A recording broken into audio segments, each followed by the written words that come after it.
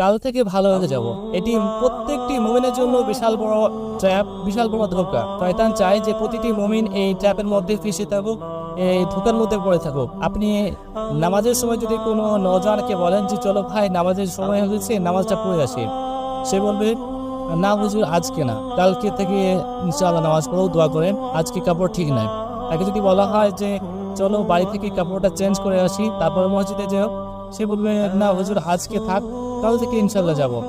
এরকম ভাবে যদি কোনো ব্যবসায়িক যারা মিথ্যা কথা বলে ব্যবসা করে, তাদেরকে যদি বলেন যে আর কতদিন মিথ্যা কথা বলে ব্যবসা করবেন, সে বলবে যে ভাই আর কটা দিন ব্যবসা করে নি, দোয়া করেন যাতে আগে থেকে আর মিথ্যা কথা না বলতে হয়। ওইরকমভাবে যারা সুদখোর রয়েছে বা অন্য কোনো গুনাতে লিপ্ত আছে, তাদের প্রত্যেকের কথা হলো যে কাল থেকে ভালো হয়ে যাবো।